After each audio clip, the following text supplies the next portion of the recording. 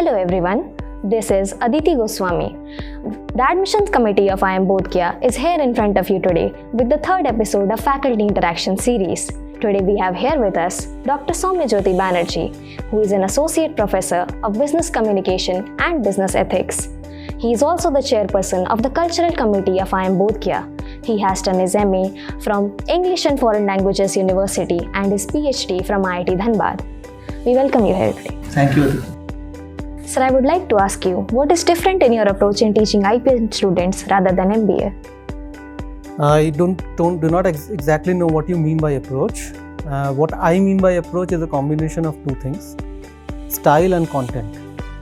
So if you talk about style, my style doesn't change as a teacher. The way I approach IPM students is the same way I approach management MBA students. But yes, content-wise, my approach changes because IPM students are coming fresh from their high school. Management students come with a little bit of experience in their kitty.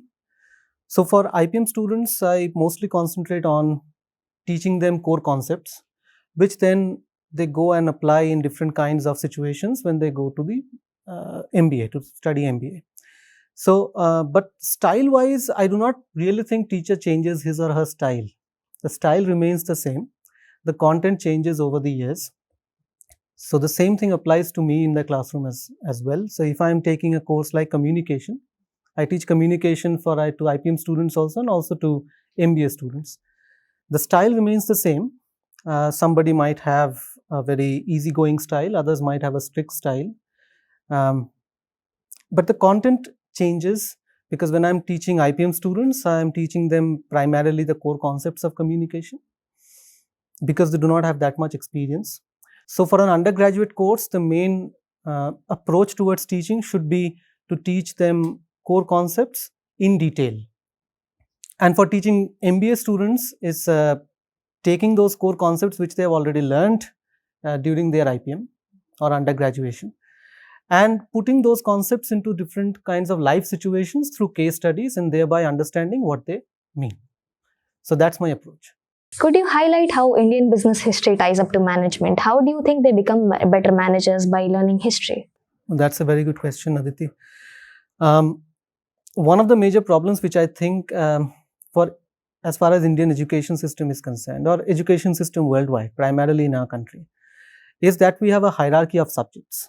Right? We have a mental hierarchy of subjects. So if somebody is studying, for example, taking science subjects, that particular person is supposed to be on the higher echelons and somebody is taking arts and other kinds of liberal arts subjects, that person is considered to be in the lower echelons in the academia. I think that's a very wrong presumption to have firstly. That kind of mental predisposition does not lead us anywhere. So let me come to the question of history, very important question. Primarily the kind of teaching which happens in schools, which teaches us history even in colleges and universities, tries to teach us history as dates, names of people, names of places, and what happened when. Okay. History is not about that. History also, people approach history as taking lessons or learning lessons and from past mistakes which have happened. History is also not about that. History teaches us the effects of decision making. Every historical narrative that we study is the after effect of somebody taking a particular decision. So when you study business history, for example, take Indian business history, for example, Indian business history is the cumulative result of all the decisions which have been taken over the past, for example, 300 years. Okay. Those cumulative results and their subsequent outcomes, the vibrations of those outcomes might not be felt just then when the decisions are taken. Some of the decisions which might have been taken in the 1900s, we might be feeling their results today. So how is history relevant to management studies? Because the cornerstone of management studies, one of the cornerstones or foundations of management studies is decision-making process. History teaches us how certain decision-making processes have led us to this particular state of where we are right now when it comes to business history. Okay. So where does this lead the student to? The student understands that since certain historical decisions from a business perspective has led us today to this particular position, how will my decision making process as a manager lead my business or have an effect in the upcoming days, or for the next generation. Okay, so that's the way we should perceive history, rather than names, dates, and peoples. I even remember you saying in class that you don't just want us to memorize facts, you want us to think about the concept. Yes, that's another point, a very, very valid point. Historical teaching of history and the learning of history increases our bandwidth, and it helps us learn critical thinking skills, because you are able to understand the effects of decision making. You will also be able to understand how your decision is going to impact the future. What about ethics? One would assume the default settings for a manager would be to earn as much as possible. Please shed some light on the importance of ethics for a manager in a business school. That's another good question. There is one presupposition in the question that you have just asked me. It seems that in your question you have laid the presupposition that making profits is somehow unethical. That's not the case, firstly. Okay. A business is supposed to make profits, but I understand where you are coming from. You're coming from a very old kind of an adage which says business ethics is an oxymoron, like business and ethics do not go hand in hand. You will be pleased to know, firstly, that there is no empirical proof for any of that. We have not yet established empirically that if a business follows ethical guidelines, it cannot be profitable. So that's a good thing for us, okay, for any upcoming manager. Secondly, a manager is not always in the decision-making seat when it comes to profit making. A manager's day-to-day activities involve managing resources, human resources or otherwise. Profit making, when it comes to profit making in a company, those decisions are primarily taken by the owners of the company. They decide on the policies which could lead the company to be a profitable organization.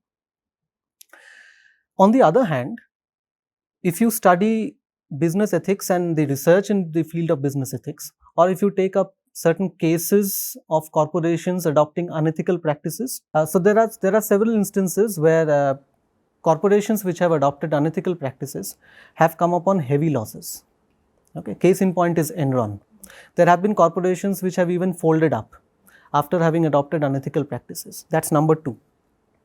Number 3, why should a manager adopt ethical practices? Because adopting unethical practices in businesses might lead to illegalities, legal troubles. Okay. So if, for example, I am a manager, or take any manager, and I adopt unethical practices in an organization, for example, in accounting, or I am embezzling funds, or so on and so forth, that can land me in legal trouble. No manager in this world wants to land in legal trouble. Fourth, the word ethics comes from the root word ethos, Latin root ethos. Ethos means the image. With the proliferation of social media nowadays, maintaining the image of a company, which is also called corporate reputation management, has become increasingly important. Those companies which are deemed unethical do not enter into good contracts. Their stakeholders abandon them. Primary stakeholders might involve their customers, or their in B2B businesses, their clients. So every business runs a risk, if they turn unethical, of losing their primary stakeholders. Another stakeholder in this case is the government. If the government sees that a company is adopting unethical practices, the government might stop funds, or the government might cancel their licenses. So this is not a very, very good thing to say that business ethics is an oxymoron. In fact, it's the other way around, I think. Now we have reached that particular stage in business whereby maintaining your image as an ethical business has become increasingly important. Increasingly important. There are social movements which are putting pressure on businesses to become more ethical. Of course, there are certain instances where businesses can get away by being unethical, but there is no full proof, empirical proof, which we can give, which supports this theory that if a business adopts unethical practices, the big business becomes more profitable. That's not the case. How do you think culture, music, and drama tie to management? Culture, music, and drama. Okay. So they are the fine arts, if I'm to understand them correctly. Yes, of course. See, one of the principal aspects of training in management of good business schools is creativity. We train our business students to become creative.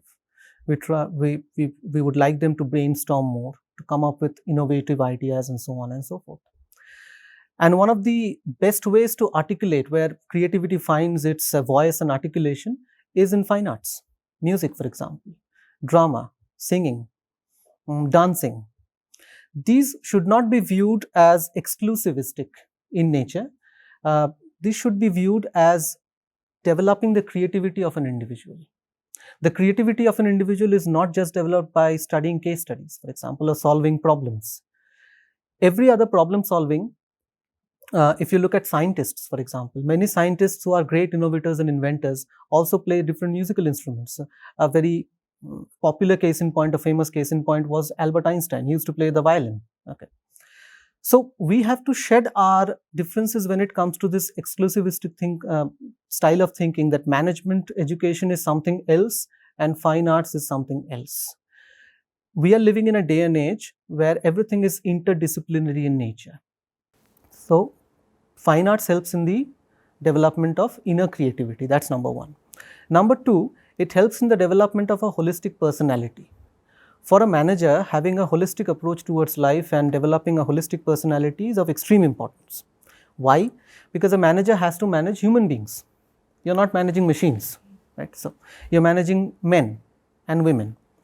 When you're managing human beings, understanding psychology, understanding different approaches of communication, understanding different human emotions come in very handy when you're running organizations. So for example, if you have 200 people working for you or under you, not all of them are made of the same material. They do not come with the same kind of biases. Fine arts or liberal arts studies have this great potency in them to train us in human emotions, to train us in human communication, to train us in fine sensibilities. All of that can come in handy when we are handling human resource, right? So a manager who has these finer sensibilities within himself or herself can, when the time comes, use those sensibilities to manage human resource. That's number two. The third point which I want to make is fine arts or liberal arts studies helps in relaxation of the mind. Okay. So if a management student is always number crunching or crunching data, he or she might get bored after a point in time. Fine arts helps relax the mind, right? So that's the third part of. The fourth thing which I want to say in this case is, if you're talking about management education from a Western perspective, then we might not include everything that we are talking about now. But we are talking about education. If we are talking about education from an Indian perspective, then from an Indian perspective, education was never conceived as exclusivistic. The Indo-Greek tradition of education was always inclusivistic in nature. For example, if you take a Greek master, say Aristotle, a person was simultaneously a mathematician and a singer, philosopher and a scientist. Okay. The same goes for Indian traditional education. So since we are based in India, I think it's obvious that we would approach education in a more inclusivistic manner than an exclusivistic manner. What appealed to me the most about this course was there was courses like drama, music, etc. Yes. So on that note, would you like to give any advice for the future aspirants? Those who would be joining IPM, I would say first thing you need to do is have an open mind. Okay. Because it happens, Aditi, that when we approach certain things in our life, we come with certain preconceived notions. And for management students or engineering students, for example, we come with our preconceived notions and our biases. The best way to approach education, be it this particular course, IPM, or any other course for that matter, is to come with an open mind. What does that mean? Do not have your cup full. Empty your cup first. Okay. Because if your cup is full, you cannot pour any more tea in that cup. So in order to taste education, in order to have the essence of education, you need to have your cup empty of any preconceived notions and any kind of assumptions that you might have. The other thing is, in order to excel in the field of academics or education, respect is a very important thing. So in this case, whom to respect? Firstly, respect education. Secondly, respect your teachers. We have a very ancient tradition of Guru Shishya Parampara, and since we are talking in this particular case, I think respecting your teachers or your gurus goes a long way in creating a very, very subtle personality and a very sound academic background. That's the next thing. The third thing and the last thing which I want to say is, if you want to come to this course, the IPM course, it is an interdisciplinary kind of a course which we have tried to create. So immerse yourself in that experience of learning and education. Immerse yourself. Do not think that this is more important for me and that is not more important for me. People might say different things.